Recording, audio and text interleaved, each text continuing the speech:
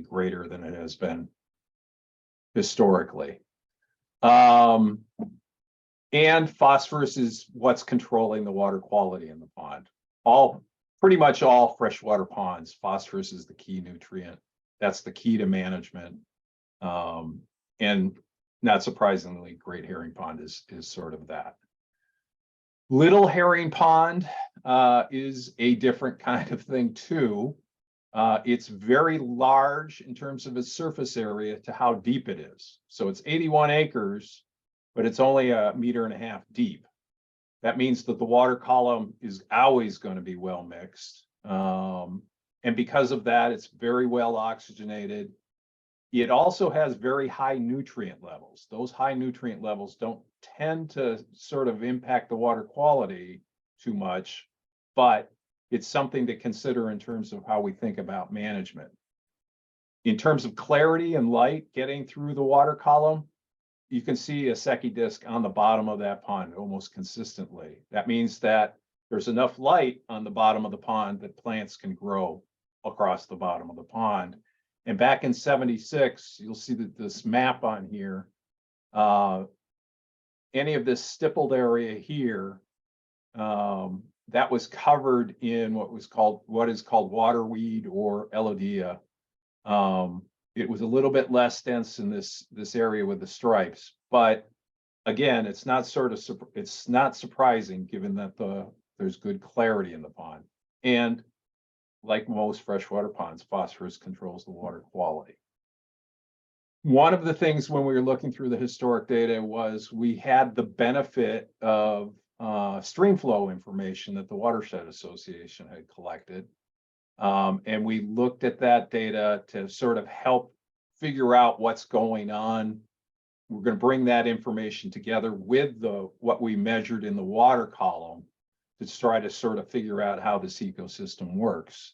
And one of the biggest take homes from this is there's actually a loss of water. There's more water coming in the Great Herring Pond than is going out of Great Herring Pond through the stream. And we found out when we went through this analysis why that happens. As Don was mentioning, we've done some stormwater measurements around the pond in 2015. We looked at, with the town, looked at all of the discharge sites and selected 6 of them to be measured. So we went out during 3 storms and collected the runoff that before it went into the pond. And basically we found that this Eagle Hill Road area, the 2 discharges there, were the biggest sources of phosphorus to the pond.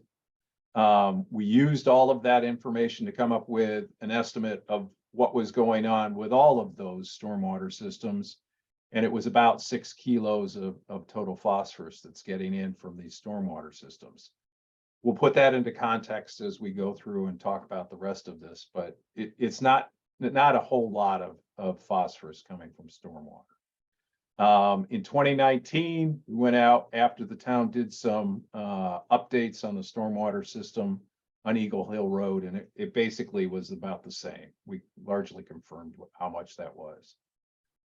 So in 2021, we went out, we did a lot of data collection, sort of to fill in the gaps of the data that we already had, but give a sort of more comprehensive view of what we're seeing in the water column, and then bring that together with additional information to understand why we are seeing what we're seeing in the water column.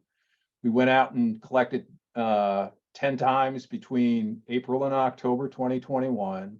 We did temperature and dissolved oxygen profiles. Those are measurements of temperature and dissolved oxygen all the way through the water column from the surface down to the bottom.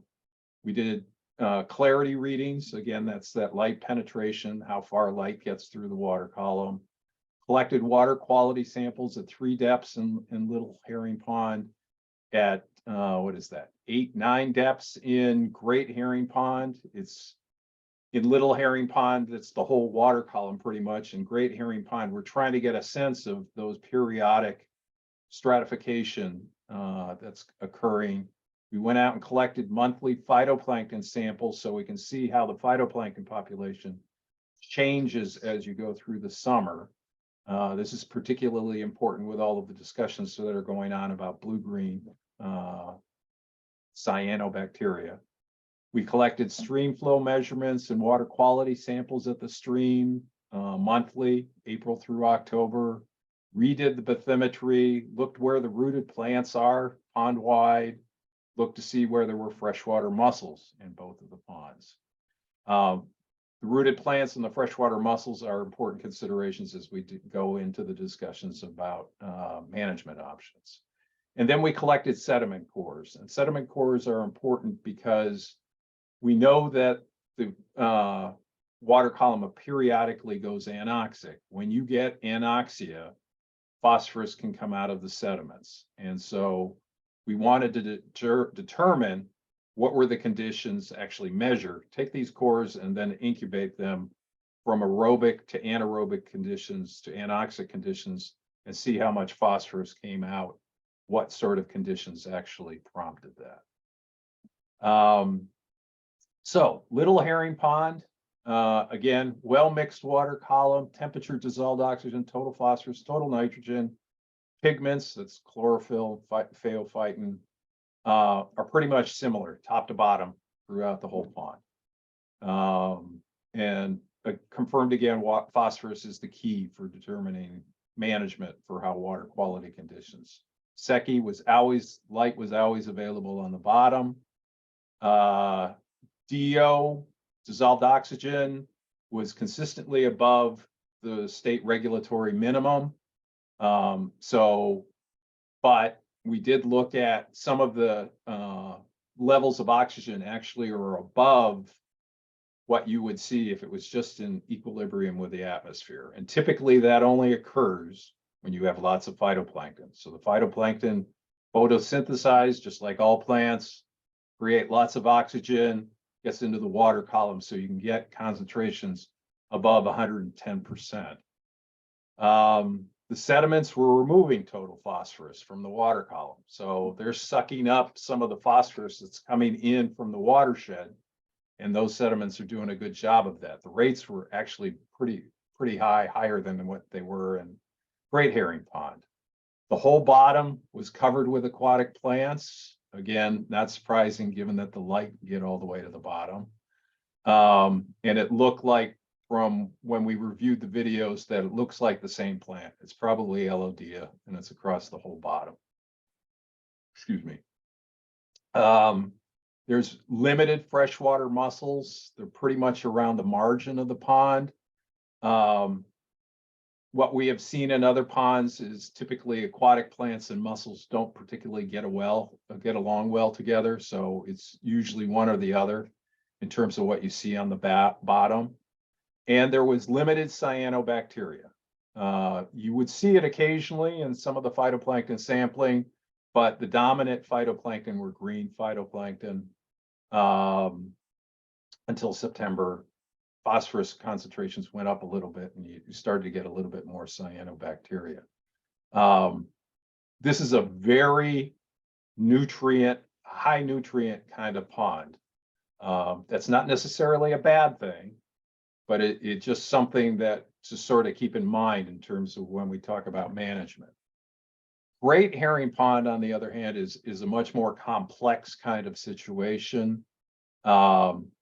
Most of when we did temperature profiles, we occasionally got stratification, just as we had seen in the historic record. And that level of stratification moved up and down in terms of the depth. So on June 25th, it was at 8 meters. On July 14th, it was down at 12.6 meters. So that upper layer is moving up and down. It's got different thickness. And because of that, the bottom layer of cold layer that periodically appears, it's going to be thick or thin. And that means different portions of the sediments are exposed to the conditions that occur in the bottom. And that's what the dissolved oxygen, the hypoxia that shows up, that's depressed dissolved oxygen. Anoxia is no oxygen. So we would see that up and down kind of thing. So on June 25th, We were less than the Mass DEP minimum at 8 meters, but there was no anoxia. So there was sufficient oxygen down to the bottom. It was low, but it wasn't going to prompt sediments to release phosphorus. On July 14th, we got an anoxia down to 12 meters. On July 18th, it was up to 9 meters. So this kind of fluctuations exposing different portions of the bottom to this kinds of conditions. That's important because different areas, depending on how long they're exposed to anoxia, is going to determine how much phosphorus comes out of the sediments. The Secchi readings generally were consistent with the historic, lost about 5 meters or about 15 feet worth of clarity between April and October. Biggest loss occurred between April and May. One of the biggest take homes, though, was that the total phosphorus concentrations essentially doubled during the summer. It went from 10 in April and May, 10 parts per billion, to about 20. And the reason we found, this is sort of looking at the water column. You got to bring that other information in to understand why that was happening. Continuing with looking at the water column, the pigments in April were great. There wasn't that much phytoplankton in the pond. By the end of summer, we got to 10 times that threshold. So we've got a great growth in the amount of phytoplankton that's occurring in the pond. Sediments in Great Herring, they were aerobic. When they were aerobic, there was enough oxygen. They were removing phosphorus from the pond, from the water column. That's a good thing. That's what most wetlands do. They hold on to nutrients. And it really didn't matter what depth you were at. As long as it stayed aerobic, it was taking phosphorus out of the water column. When we took those sediment cores and we made them anaerobic, or equivalent to the anoxic conditions, after about 7 days, they started to release phosphorus. So that gives you an idea of how long you need to have that anoxic conditions in the bottom of the pond before you start to get phosphorus release. And so that's important with that up and down motion of the anoxia within the water column. Let's see, aquatic plants are relatively sparse. This is definitely a phytoplankton dominated pond. Freshwater mussels, pretty much from about the shoreline into about 8 meters worth of depth throughout all the way around the pond. Let's see, phytoplankton biomass was generally pretty low until we got to October. Cyanobacteria were generally present, but they weren't the dominant species in the phytoplankton. The highest cyanobacteria cell count was in October, and that was about 3% of the mass DPH criterion for a public health advisory. Now, that's not the be all and end all. That's just one of the numbers for public health advisories. Sometimes blue-greens can grow and become concentrated if a wind blows across the surface and concentrates them in a cove. Other criteria for issuing a public health advisory are things like, well, does it look like there's a bloom? That can be enough to trigger a public health advisory. So that was sort of the water column stuff. We started then trying to bring other information together to understand why we see what we see in the water column. And one of the first things that we do when we do these kinds of diagnostic assessments is look at the water. Where's the water coming from? How's it getting into the pond? How long does it stay in the pond? So we look at what's called a water budget, which accounts for all of the various water coming in and water leaving the pond. And what we found was there's a big difference between the two ponds in terms of how much water is coming in and how it's getting out. This blue area down here is the groundwater watershed to Great Herring Pond. So this water that's collected in this area goes into Great Herring Pond. This purple area is what goes into Little Herring Pond, directly into Little Herring Pond. This green area goes through a number of different ponds. Some portions of it goes into different watersheds, but most of this area also goes through Little Herring Pond. So this water flows from the green area into the purple area and then down into Great Herring Pond through the stream. Not a whole lot of it, bypasses Little Herring Pond. It goes down to the Great Herring Pond. But one of the big things in terms of thinking about this situation is you'll note that along the eastern edge of Great Herring Pond, there is no watershed. It's because groundwater is basically flowing from west to east, and then it flows through the pond and it continues along its path. So water flows along this side is flowing away from the pond. It's going towards the east and out of the pond. This is the cause of that water loss that we see when we look at the stream. So if we just took the green and the purple and the blue and added them up, there should be about 20 CFS worth of flow that's ending up in Great Herring Pond or coming out of Great Herring Pond stream, but it's only about 9. Most of this water is going out of the system in Great Herring Pond. Little Herring Pond is pretty much matching up with what we expected. Great Herring is not. Now, when we look at the other characteristic of this is if we look at the volumes of the ponds, how much water is in the basin of each of these ponds. Little Herring Pond holds onto its water for about 2 weeks, about 13 days. Great Herring Pond holds onto its water for about 7 months. So that's important in terms of understanding why we see what we see in the water column. Now, this is on average, and it changes seasonally because precipitation will drop off during the summer. It's just natural. Groundwater levels drop. And that kind of variability is important when we start to talk about management of the system. So we put the stream flow information that we collected in 2021 with the data that had previously been collected by the association and compared and said, was our year exceptionally different in one way or the other? This is Little Herring Pond. This is flow over here, and then the monthly readings, months across the bottom here, 2009, 11, 12, 13, and 2021. And you can see that 2021, this purple line was sort of low. It's sort of inconsistent with, or it's sort of consistent with what's been measured in the past.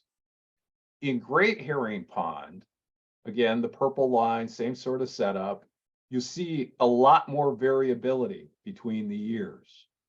And when we look at 2021, you see that in April, it's up around 10 CFS.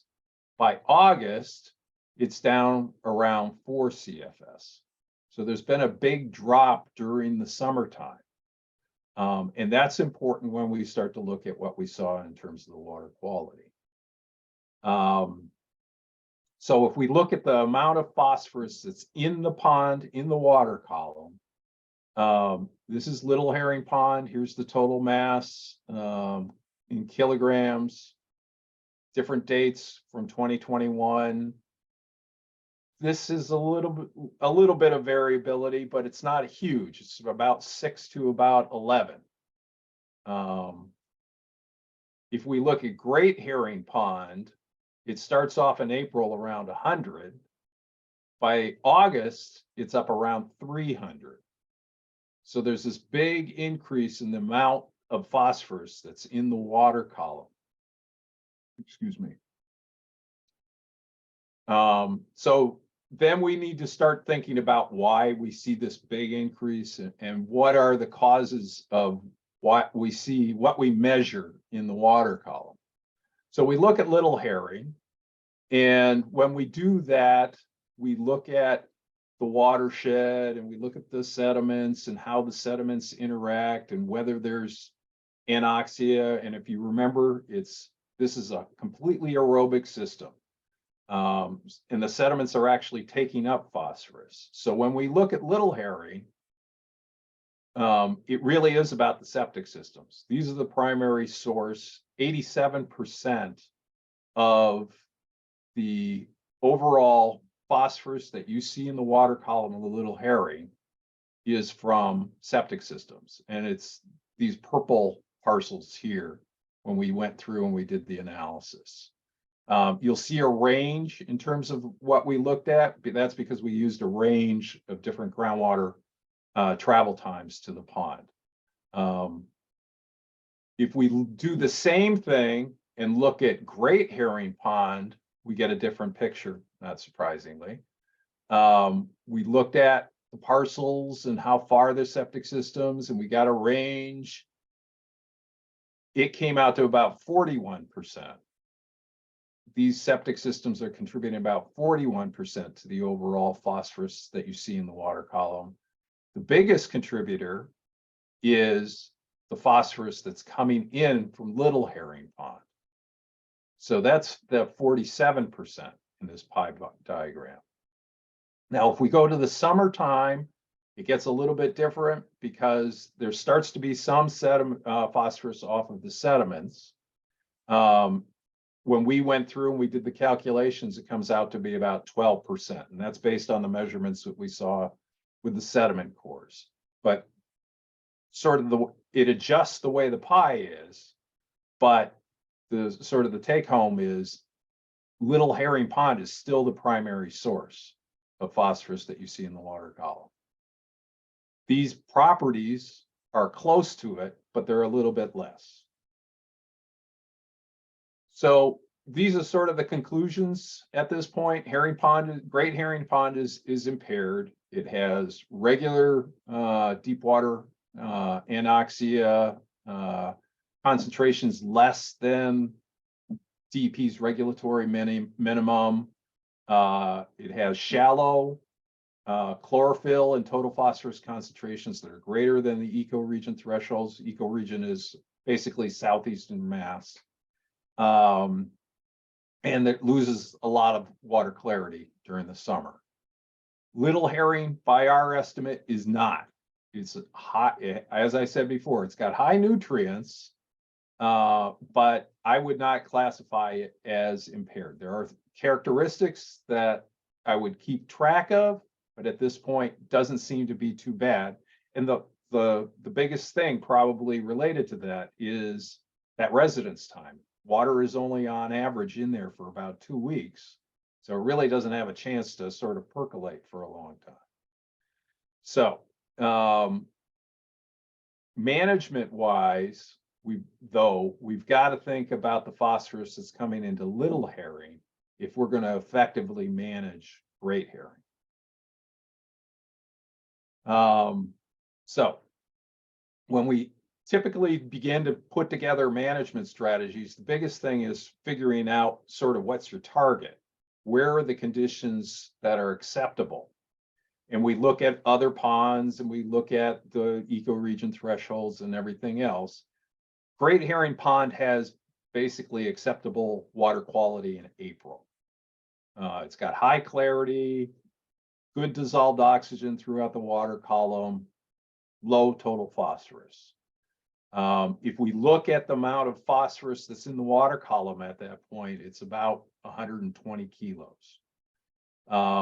That works out to pretty close to the ecoregion threshold. So it's consistent with what when we've looked at other ponds in the region that have had acceptable water quality, it's right about that same level.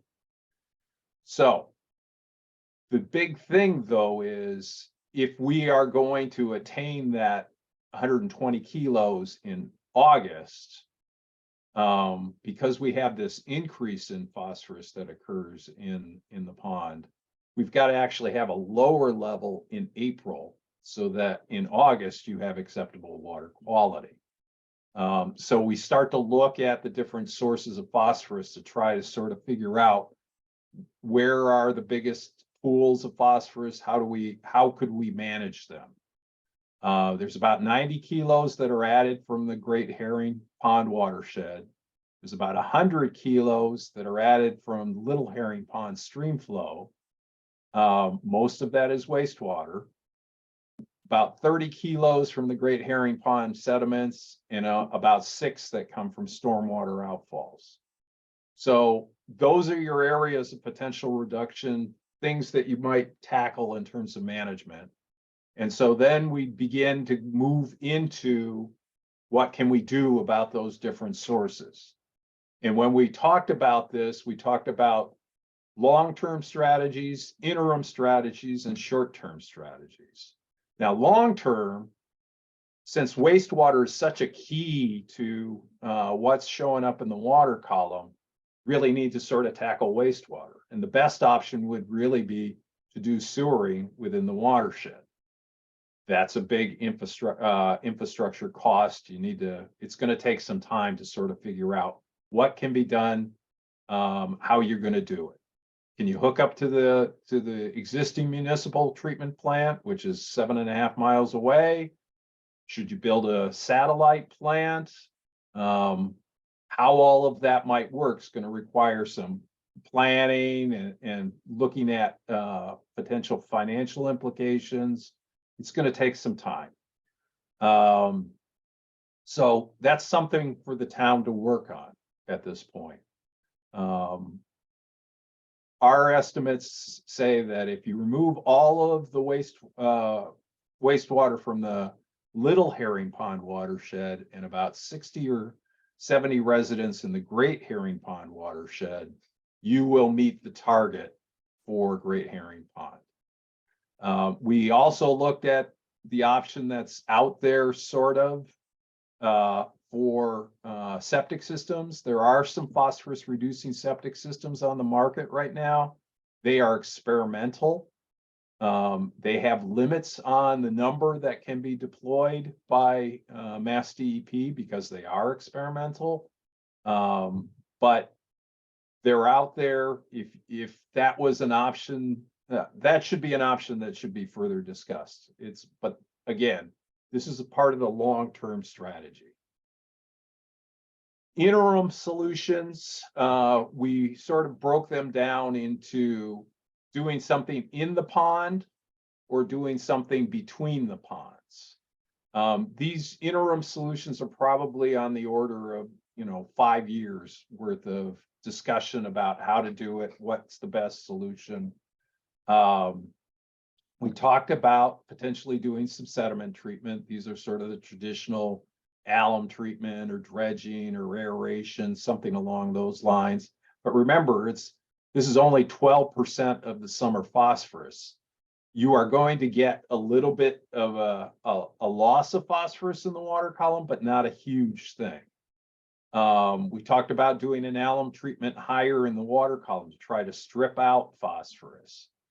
There are a number of sort of experimental options that are out there, temporary or permanent PRBs, permeable reactive barriers, to try to treat phosphorus before it gets, you put them along the shoreline to try to stop phosphorus from getting into the pond. There's been some discussion about floating wetlands. Floating wetlands are typically best in situations where you have a lot of, chemical phosphorus. That's orthophosphorus. You typically don't get that a lot in ponds because any chemical phosphorus that's available generally gets sucked up by phytoplankton. We've also talked about in between the ponds. This is the area between the ponds. This is the stream that runs down here between the ponds. There are a number of former cranberry bogs here. There might be an option to construct enhanced wetlands to slow down flow and increase the residence time and give an option to these wetlands to actually suck up the phosphorus. The town has some experience with wetland reconstruction, so that would seem to be a natural to sort of explore a little bit. There's an experimental idea about putting a in-stream PRB to try to remove phosphorus. It typically hasn't been done in flow systems that are at this high a level, this high of flow. It's typically done at around 1 or 2 CFS, as opposed to the 8 CFS that is here. But these are things to sort of explore a little bit more and have a shorter time frame to implementation. The short-term side of things is to get some additional information about the fluctuations that exist in the system. We have a pretty good idea from 2021. We've got bits and pieces from information before that. Talked about putting a little bit more regular kind of focused monitoring. Talked with the town about how to do this and how to get it, how they might want to do it.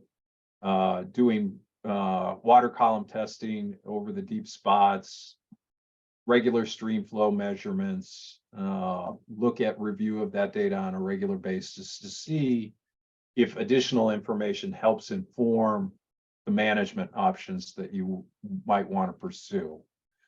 We've also got a couple of ideas about continuous monitoring to look at how long anoxia exists in the bottom waters on a more detailed basis. Typically, continuous monitoring is like tracking the DO readings every 15 minutes or so. And then getting to the point of having stage discharge curves at the outflows so that someone could go look at the water level and say, oh, that's 8 CFS or whatever. So this is the summary as it exists right now: long-term goals, interim management goals, and then short-term management goals. It's going to take some additional discussion to get you to an acceptable sort of management, a final management strategy, but you sort of have a number of things to work on to get you there. So that's where it stands right now. There, obviously, there's going to be further discussions. I've had some discussions with David and Kim about where they want to prioritize their activities. But they're sort of working through all of that and seeing what they can do. So that's where it stands right now. I will tell you, you're not alone. This is happening pretty much all over southeastern Massachusetts. We are starting to see, we went through a lot. I think a lot of building occurred in the 1980s, 1990s. Given the phosphorus travel times of those septic systems to pond shorelines, I'm not surprised that we're starting to see more phosphorus issues showing up in our ponds. Because it's about a 20 or a 30-year travel time. So that's why we're starting to see it pretty much everywhere. And with that, I'd be glad to take any questions you might have.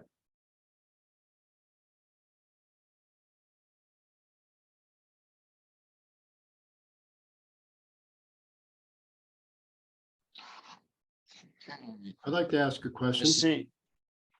I see a question. Tim? Yes, can you hear me? Yes. Okay, thank you, Ed. My question is, if they could convert all of those houses around Little Herring Pond to public sewer system, and that would definitely reduce the amount of phosphorus going in, but what would it do? What would be the effect of the water level, on the water level of both ponds, if with the loss of all that wastewater? Would that have an impact? Typically, septic systems are, the amount of water that are put into watersheds by septic systems is a relatively small percentage compared to the amount of groundwater and precipitation that's going through. So I would be very surprised if it had any sort of impact on the water levels. Okay, thank you. Hey, Trish or Tom? I don't know which one of you. You have to unmute. Trish, you hear me? Everyone You should gotta be able unmute. to everyone should be able to unmute themselves if you have a question to ask. Here we go. Can you hear me now? Yeah, Yes. go ahead. Thank you, Ed, for the presentation. I'm just wondering, is there a difference in the phosphorus release from a properly maintained septic tank as opposed to one that is not maintained? Typically not. The amount of phosphorus that's coming out is basically what we put in. There's some loss that occurs in the tank and there's some loss that occurs in the leach field, but once it gets past the leach field, it's pretty much the same amount, regardless of whether you are pumping or doing anything like that. And a quick second question, where exactly does the phosphorus come from? Is it from soaps or is it from just human waste or? Yeah, it's typically human waste. We have, in Massachusetts, we have pretty much gotten rid of phosphorus in soaps. So it's pretty much just us. It's a byproduct. Okay, Yeah. thank you. Hey, I see Rich S. You need to unmute. I don't know who Hi, you are. Hi, it's Sue DiMaria. Thank you for having the big Susan. beer pit. Hi, how are you? Hi, how are I'm you? using my neighbor's computer. I'm good. I'm just curious if the slideshow would be available for us to look at. It's so great, the information to digest it. Sure. We are recording it and it will be on our website at some point. I don't know when, but yes, Thank you. it was That- recorded. Mine was not recorded, but Ed's, the important one, was. Okay, Don, I can Thank send you. you a PDF of the slideshow too, so. And Yeah, that that'd would be be- great. Yeah, that'd be great. We could post it on the Facebook pages and send it out through email. Okay, Brian Harrington, you have to unmute. So Dr. Right. Eichner, thank you very much. I'm wondering if you could sort of do a scenario on what might develop if nothing was done. Oh, gee. Well, I mean, if nothing is done, over time, I would imagine that you're probably gonna start to pick up more of the septic systems that haven't already impacted the pond will begin to impact the pond. So that will eventually cause your phosphorus levels to rise. Now, what the ultimate impact of that will be, I think that's going to vary from year to year. So I think one of the keys that we saw was in 2021 was that loss of flow that was going out of the pond. We don't have a particularly good idea how frequently that occurs. Was 2021 exceptional or not?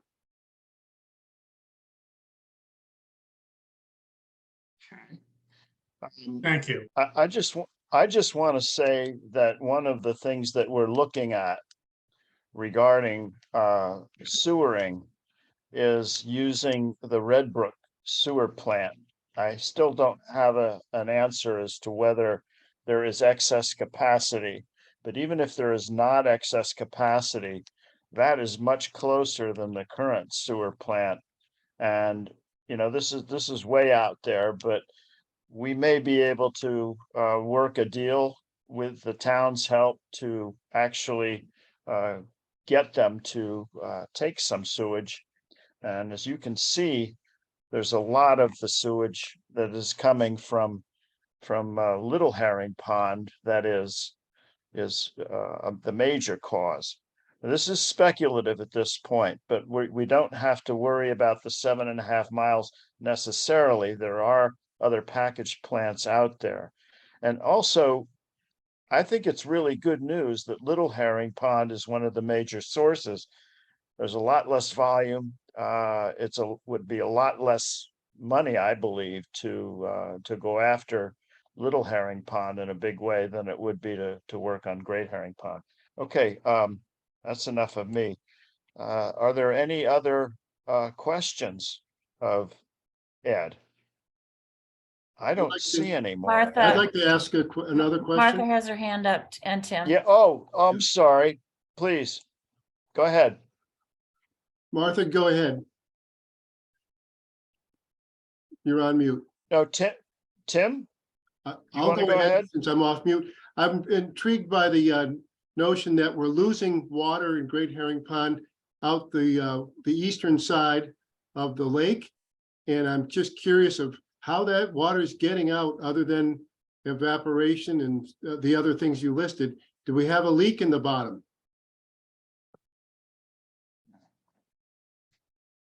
Ed, you're muted. Ed, In the groundwater systems that exist, you know, all of Cape Cod, the Vineyard, Nantucket, and most of Plymouth, it's sandy, unconfined aquifer. So when you see a pond, it's actually a depression in the land surface that's filled up with the groundwater. So groundwater is just going to move through that pond just like it would be moving under regular land. You just happen to see it because there's depression in the land. So the groundwater is just moving from the west side and heading towards the east side. And once it gets through the pond, it continues along its way, heading towards Cape Cod Bay. Thank you. That's really interesting. Thank you. okay, Ramona, you have a question? You have to unmute. I had a question too. Ramona, Mike, can you hear me? please. My question is, since additional septic systems are going to impact the pond and the pond is already compared. Ramona, you're not coming in very well. I think you've got a bandwidth problem. Is there any way that you can? You could go into chat if you want, and we could ask the question. Why don't we do that? I'll monitor the chat. Martha has a question. Martha, go ahead. Thank you. I thought your slide, Ed, that showed the development, the extensive development around Little Herring Pond was very revealing. And I think I remember Lee Pula saying that no matter if you have the best septic system in the world, past a certain number of years, they just start to fail. So is this kind of what we're seeing? I think you alluded to that, all the development in the 80s and 90s. Yeah, it's not necessarily that they're failing. I mean, septic systems are designed a certain way to basically get the wastewater away from us. That's a good, healthy kind of management aspect. So what's happening is, in a traditional septic system, you will have a tank and then you'll have a leach field. That leach field is going to release the water and all of the nutrients and everything else that's in it. And in our kind of geology, it's going to get into the sand and it's going to flow with the groundwater. Phosphorus is going to be bound up by those sand particles. But over a period of time, the capacity of that sand to grab phosphorus and hold on to it is going to be reduced. It's going to be diminished. And at some point you use it all up. And once it's all used up, the phosphorus from the septic system leach field will make its way to the pond with the groundwater. So you're almost obligated to sewer because there's no other remedy. I don't know. I mean, I think what you were hearing from Don is trying to think outside the box. And I think this is one of those situations where you sort of have to see and explore all of the various alternatives, but it really is about wastewater. That is the big thing that this is about. Thank you. The trouble with wastewater is that it's going to take such a long time and it's such a major expense. And we don't want to have cyanobacteria blooms, that we've got to look at other things to do. And I think Ed has been more than aware of that and has included these possible interim solutions to enable us to get to that point. I now have Ramona's question. Oh, yeah. You want me to read it? There's a couple of questions here. You want me to read it, Don? I've got it. Do plants on the shore reduce or slow the phosphorus moving through the sand and into the pond? And the effective rain gardens, how do they work with reducing phosphorus? Well, for most ponds, if you want to maintain as much of a natural buffer as you can, that having that kind of healthy buffer, it has the opportunity to diminish the amount of phosphorus that gets into the pond. But again, it's one of those things, as with any natural system, if that system it gets to its capacity, it only can grow as much as it can grow. And that's when the phosphorus gets past that too. There's lots of advantages to having natural buffers beyond just phosphorus, but there's certainly an important component of trying to maintain a good management for a pond. Ramona's asked another question too, Ed. If additional septic systems will affect the pond and GHP is impaired, will building permits be restricted around the pond?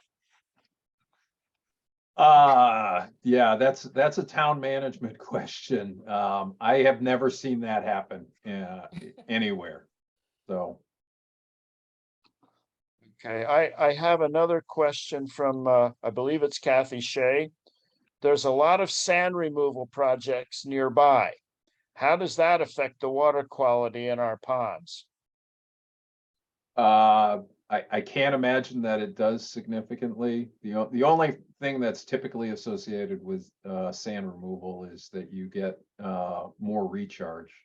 So more of the precipitation that falls on those sandy areas actually gets into the groundwater. That's about all I can think of.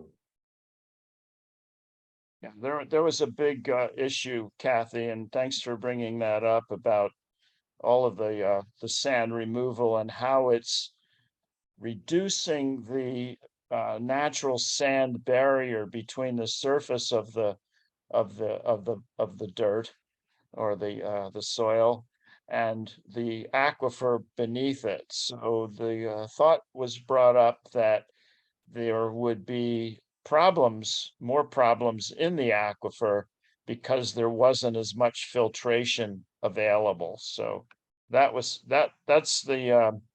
what's been going on in the discussions in Plymouth, at least that I've heard. Are there any other questions?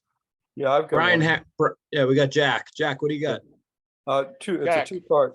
One is I'm assuming right now that regardless of what short or intermediate methods we use, whether it's PRB or alum or whatever, we're just not going to overcome the problem of the septic system. So eventually we are going to have to use sewage. We're going to have to put in sewers to be able to prevent long-term breakdown.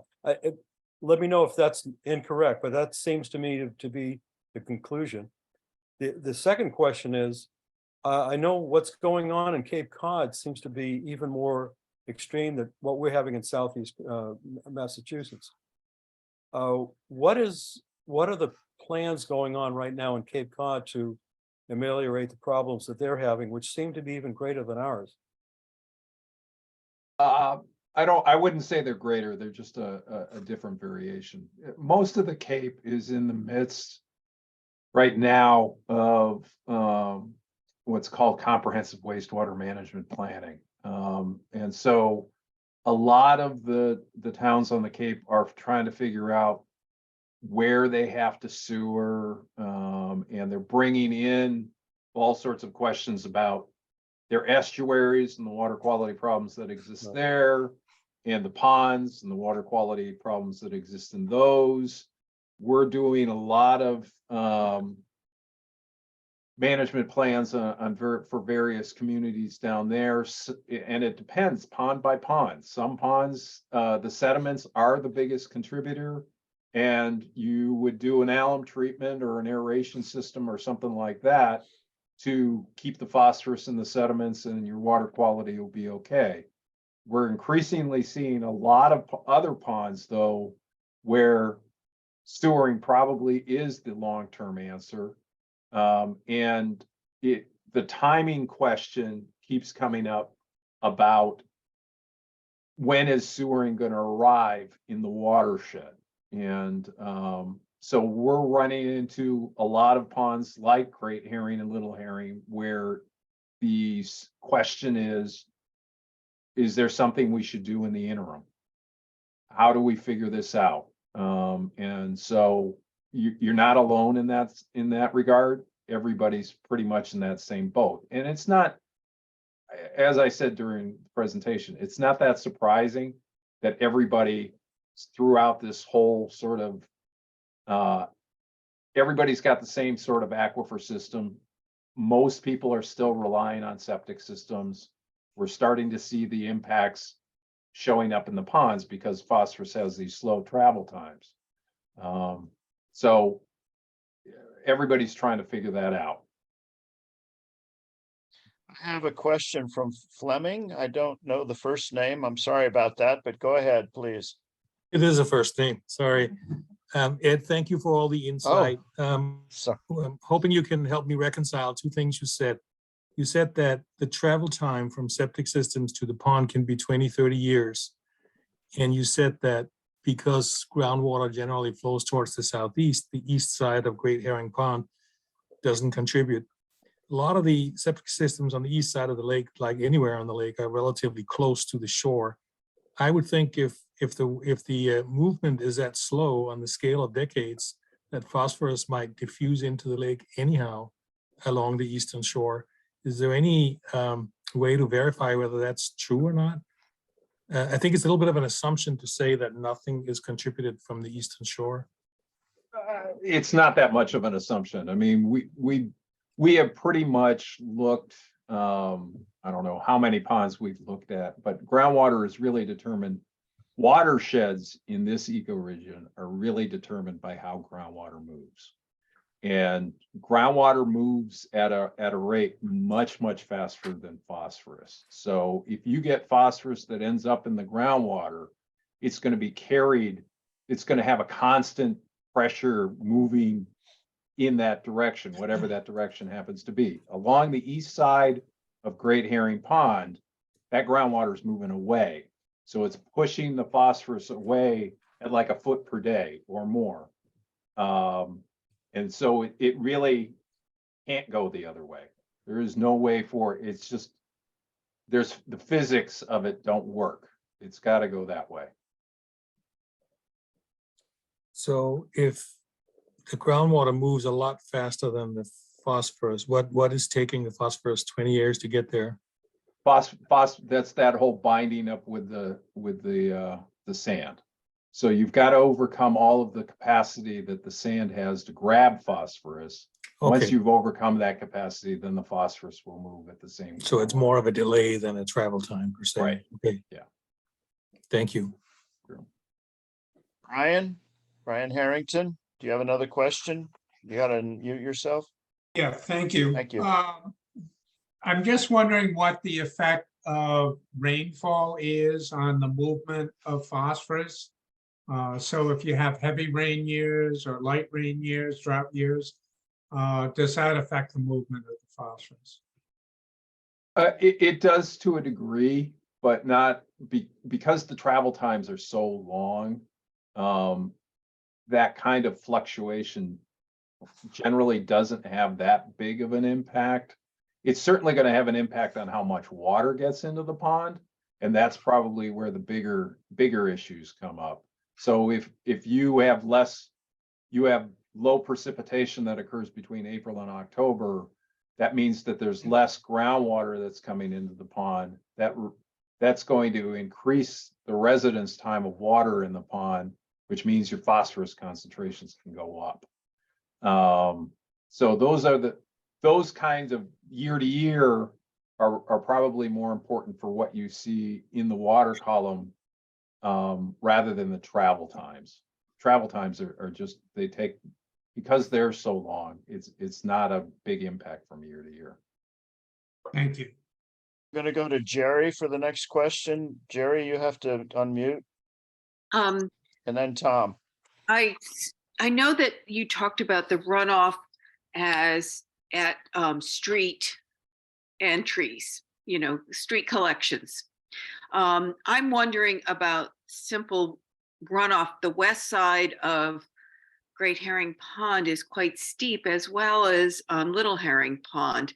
And I'm just wondering about when people clear cut down and the rain then can wash in, sheet in, carrying sediments and as well as animal feces, et cetera. Could this have much of an effect in the pond? Typically, and I'm gonna speak to typically, in sandy areas like this area, you don't get sheet flow. You don't tend to get a lot of sheet flow because the water tends to infiltrate more because of the sandy soils underlying. Occasionally you do, site specific you do, but in the bigger picture of things, that's probably not a big contributor. When we were out there doing the stormwater measurements and everything else, we saw most of and we were out there during some big storms. Most of the flow was really in those channels. If there's a channel, that's an opportunity to do a treatment. So if there's a direct discharge that is occurring, whether it's from a pipe or an overland channel, those are the places that you really want to try to address. But when we went through and we looked, it was only, our estimates said it was about 6 kilos. So it's not that big of a deal in terms of the amount of phosphorus that gets into the pond. I have one more question. I didn't quite understand what you said about the measure when you went out after the town had done remediation on Eagle Hill Road or Eagle Point. Yep.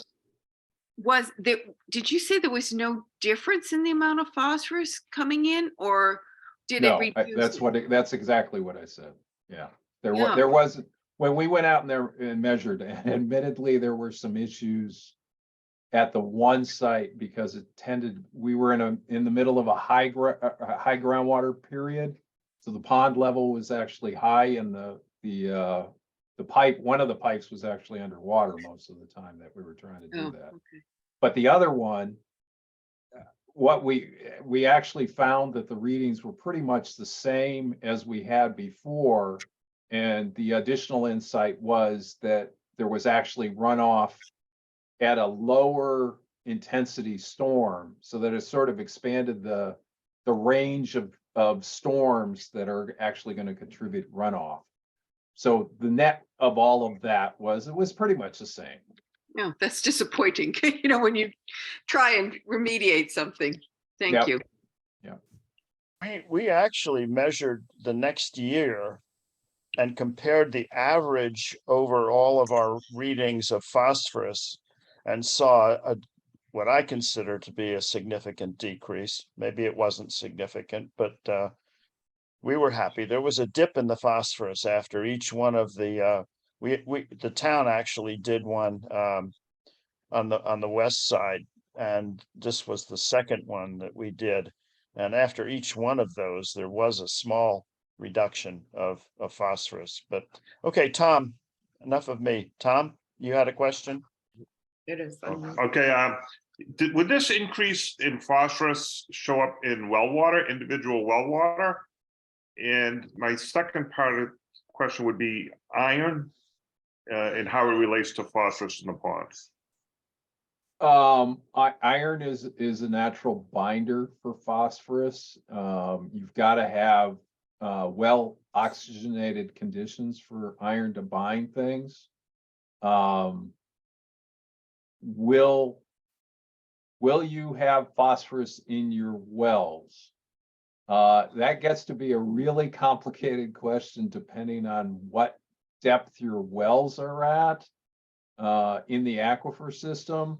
Most of the septic systems impact just a thin layer of the aquifer, just the upper layer of the aquifer. Most wells are significantly deeper, so they don't tend to see the impacts, which is a good thing.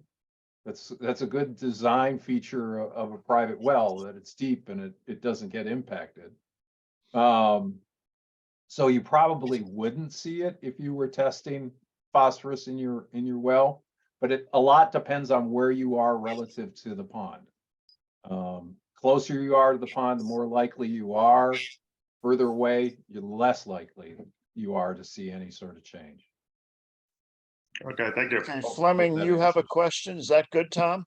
I'm good. Tom, okay, Fleming, you have another Yeah, question? I wanted to follow up with a question on, can you comment on, is there any impact of the elevation at the western shore? I live on the western shore of Great Herring Pond, and we are, I don't know what, 60, 80, 100 feet above the water surface of the pond. So presumably it would take longer. So in terms of mitigation strategies, if you were to sewer somewhere on Great Herring Pond, it would take longer before you actually saw an effect of it, right? Does the elevation matter? It all depends on how old things are. If you've used up all of your capacity and to retain phosphorus in the transport pathway from your septic system, it won't matter. But if you one of the things that we've sort of been trying to sort of investigate a little bit better has been this idea that maybe if you have the land and you move your leach field, you create a different pathway for phosphorus. Maybe that's an advantage, but nobody, that's an expensive proposition too. Right. But one of the things that keeps coming up, because in some cases sewering is a long way off, maybe that's a good interim option. But, those are the kinds of things we're sort of, as we said, trying to think outside the box about ways that you can get there while you're waiting for sewering to come. Thank you. David Gould, I see you're here. Are you prepared to make some comments? I'd like to introduce you at least and let people know who you are. If you could unmute yourself and say a few words. No? Good evening, everybody. Thank you. Glad to see everybody here, and we know how interested this Herring Pond Association is on this water quality study. So it's great to have everybody here. I actually just wanted to make one quick sort of comment in regards to the stormwater discussion, and just remind people too that when we do the stormwater quality improvements, like the ones we've done down on Eagle Hill, we're looking at lots of parameters, not just phosphorus, obviously. So we're looking at things like total suspended solids and metals and hydrocarbons and lots of other things that we're capturing and treating and taking care of, not just nutrients. So I would want to look at just one parameter, water quality parameter, and say that the stormwater project didn't work. It certainly did have benefits, but a little bit difficult when you're talking about the parameter of phosphorus capture. So just wanted to let folks know that when we do those projects, and we like doing those projects with all of you because we do think they have positive benefits, that phosphorus is a little bit more challenging than some of those other things. That's all. Thank you, David. And You're thank you for all you've done. Thank you. I have some more in the chat, which I'd like to go through from M. I guess that would be Mark, maybe. It says GHP water flows into the Herring Run to the canal, correct? If so, is there someone monitoring to ensure that the opening is flowing as it should? I think I saw sandbags down that area a while back. I don't know who should answer that. I can take David, a you stab wanna at that take that before one? Ed. Yeah, let me just give an Okay. intro and then Ed can. I don't know anything about the sandbags. Obviously, there's a little bit of issue because we're getting towards the other municipality there. So that's obviously one challenge.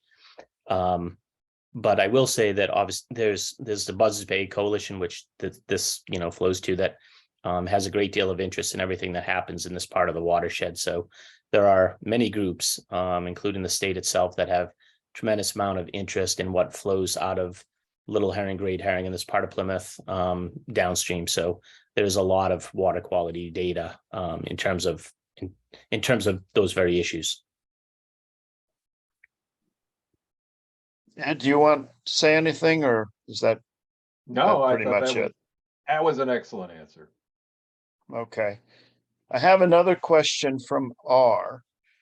How does alum reduce the phosphorus in the water?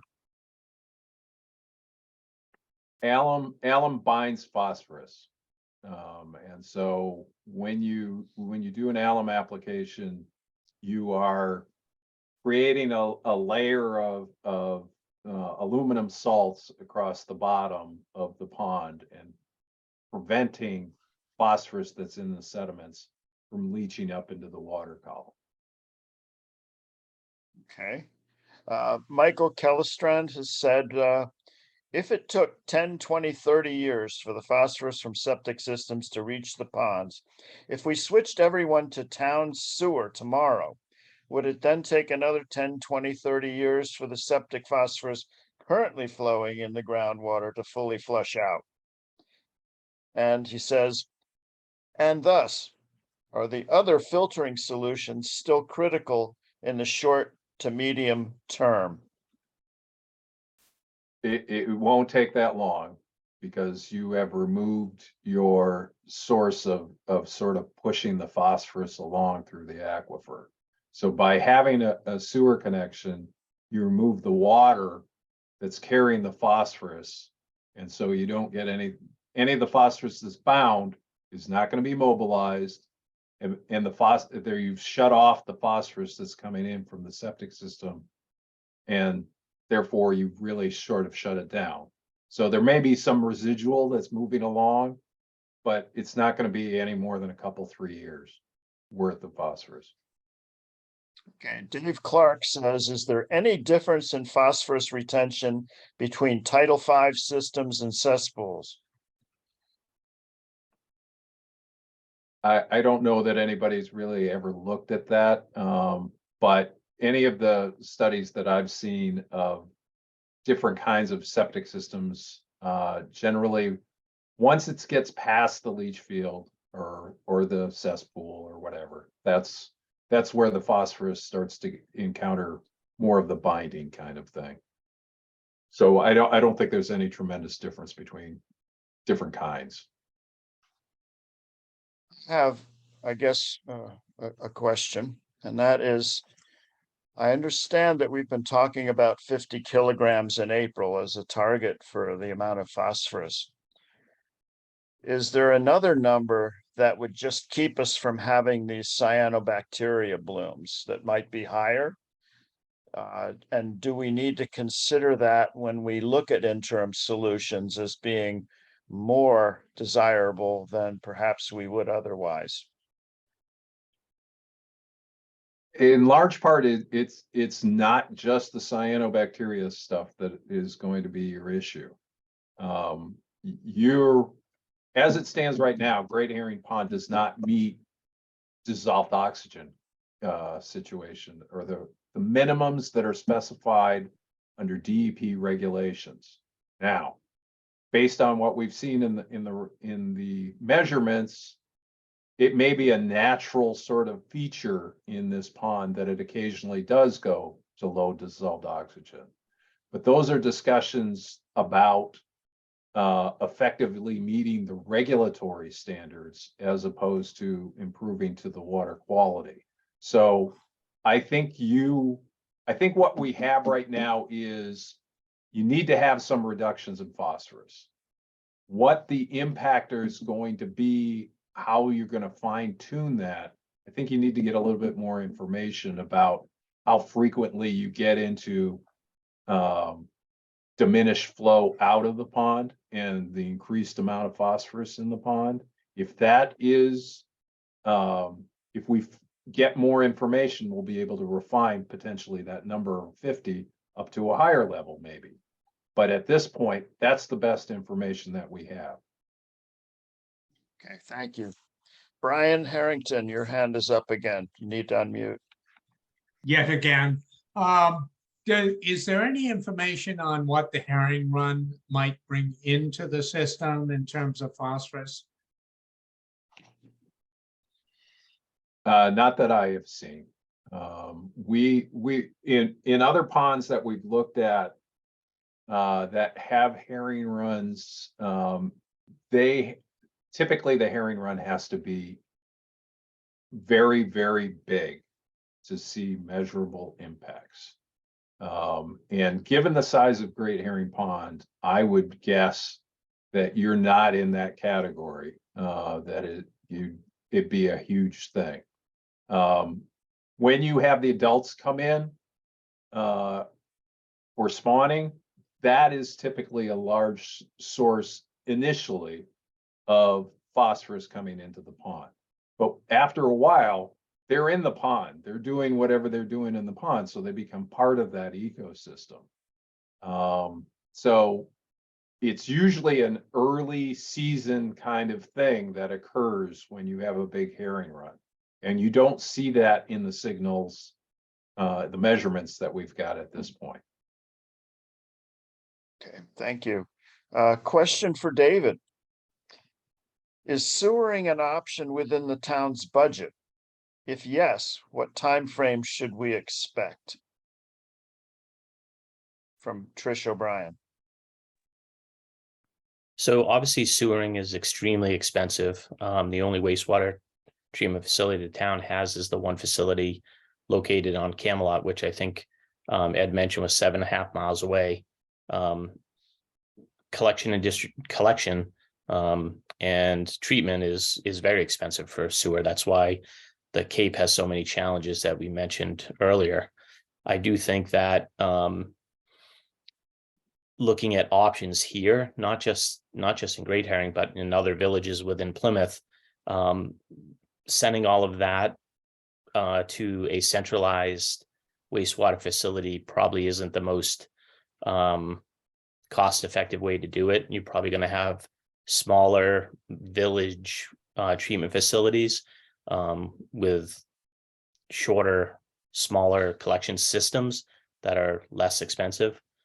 So I do think what is interesting in this location is continuing to explore the existing treatment facility down there. And if there's a way that you could have a public-private partnership with that facility, I think that would be the most economical way to go. So I hope that answers that question. As far as budget, every year the town has to put capital requests together, this would be a significant one. We have started putting in some funding for future work in the watershed, but it's certainly not going to be able to cover the cost of doing sewer, but exploring some of these other shorter and interim measures that we'd like to see implemented. Sewer would be a town-wide discussion that would definitely take some long-term planning and long-term financing. Thanks, David. You're welcome. And Ramona says, thank you for your answer to her question. I have something here. Last summer, we made it through the summer without shutting down Great Herring Pond. Do you think the reason was because of such little rain we had during those June, July, August months?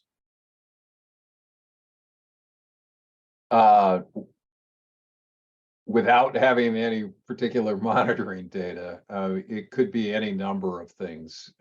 You could have gotten into a situation where the pond stayed well mixed throughout most of the summer. If that was the case, then you wouldn't have that extra phosphorus added from the sediments, and that might have been the good thing that kept you from getting to a shutdown.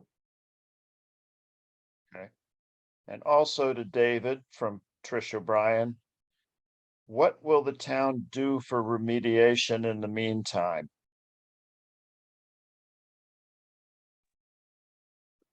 So I think we're going to continue to explore some of those short-term and interim measures. Remember, anything that we would like to do has to go through a process of town meeting funding approval, a capital request. So unfortunately, all those things do take time. I do think some of the stream and wetland restoration in and along Carter's River is kind of an interesting approach. I think there's some potential benefit in there, because obviously we're talking about inputs from little herring into great herring. And I think that's definitely something worth exploring. We do have experience not only doing those projects, but acquiring the funding needed to implement them. So I think we have a leg up on that regard. It's interesting to continue to watch what the state's doing for alternative septics and seeing what that might be able to do. And if there's a way that those systems are proven to be effective, if there's a way we can partner with residents down there, I would love to explore that kind of a program as well. So those are the kind of things that I'm thinking of immediately. Obviously, short term, very much interested in continuing to do the required water sampling that we've been doing with all of you and continue to collect the data that we need. So that's kind of the short term measure, but future work is definitely going to require capital requests, and unfortunately, like everything, it's going to take a little bit of time. Now, Kim has told me that she's looked into getting the flow meters, or getting use of some flow meters so that we have that available. And I know that I certainly am willing to go out and take those readings if that's what it takes. And I know that we have others in the Watershed Association that are willing to do that. And we certainly look forward to a continued partnership with the town of Plymouth, David. So you can count on us to help. Brian I think Harrington, that's you why we got your like hand working up with all of again. you. So appreciate that. No problem. Brian, do you have another question? No, that was a mistook. Oh, okay. Anybody else? I'm running out of I don't think oops, here we are. Beth Sobolov, what are the side effects of adding alum to the pond?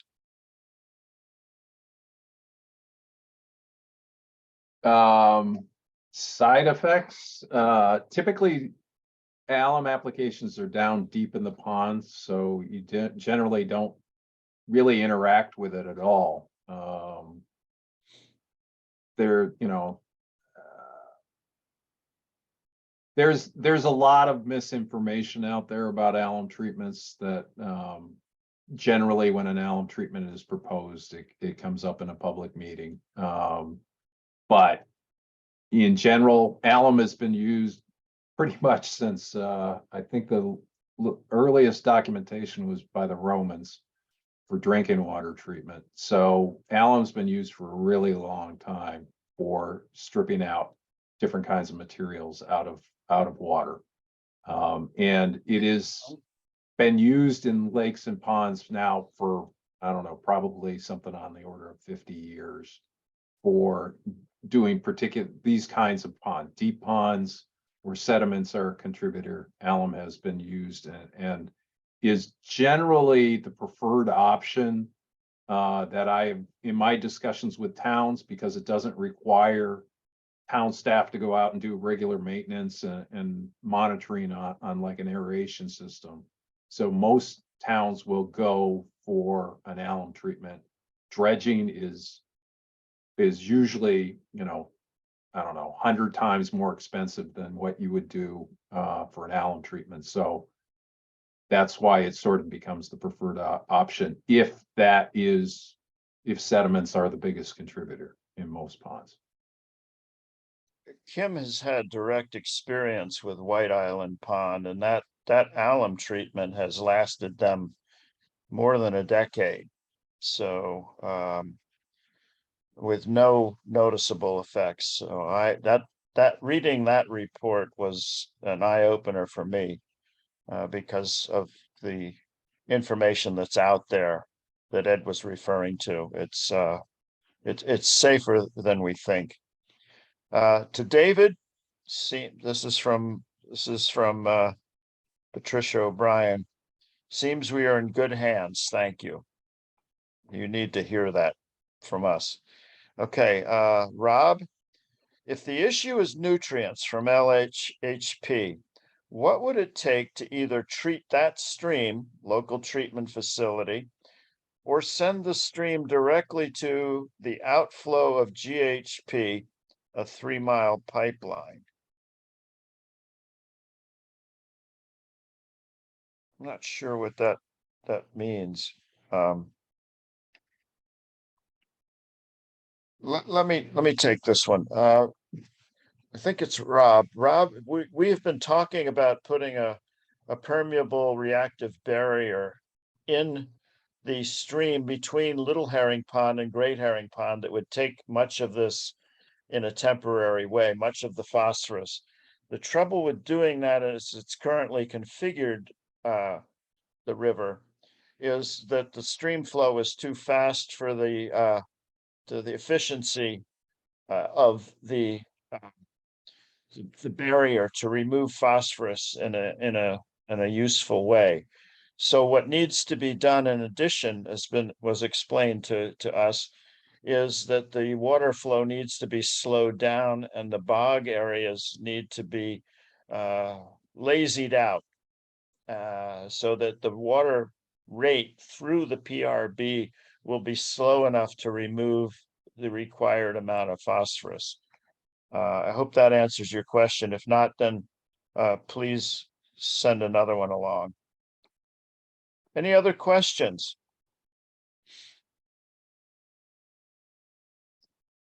Well, seeing none, I have to say that I think that we have a lot of good people involved in this effort, both from Ed, who's going to continue to guide us, and David Gould and his department, who continue to support us and provide information, suggestion, knowledge. I think it's fortunate that we have Little Herring Pond as our main source because that's a lot easier to deal with than Great Herring Pond. And I know that together that we will be able to do the things to gather the data that we need in a timely fashion and take some interim solutions. I mean, David Gould is a famous grant writer, and if anybody can get money to do the right thing, it's David. So we have a good source there, and I'm frankly optimistic, and I'm not generally optimistic about things, but this one, you know, I see the partnership. I see the work that Ed and his people have done to get us to a position where we have lots of alternatives to discuss that are both reasonable and I think affordable if grants are achieved. So this is a good thing that's happened. It's going to get better, and I thank you all for participating, especially Ed for coming back for a second try at this.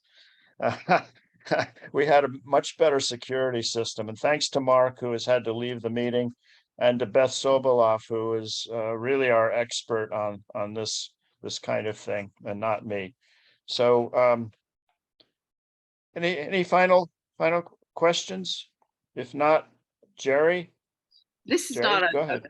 a question so much as another appreciation. Thank you, because we wouldn't have this report if David and Kim didn't work so hard to get the town to come up with this money and our supporters as well to help add some money to it so that we know so much more about the situation and how we might be able to remedy it. So I want to thank all our supporters who've helped us, and also thank David and his department who have been so generous with their time and energies.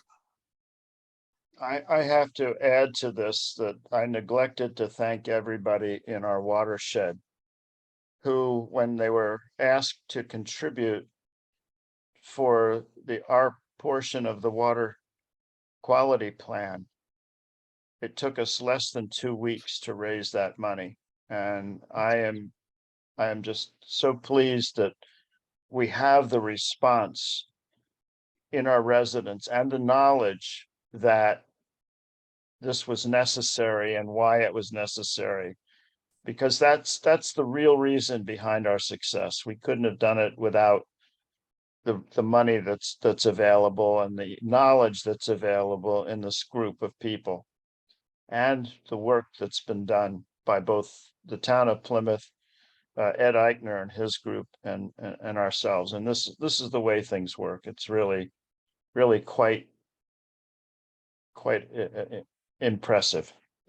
Okay. Anybody else? Okay, thank you, everybody. Very good meeting. Thank you very much, Ed. Best of luck to you. You're welcome. Okay, good night. Good night, everybody. Good night, Dave.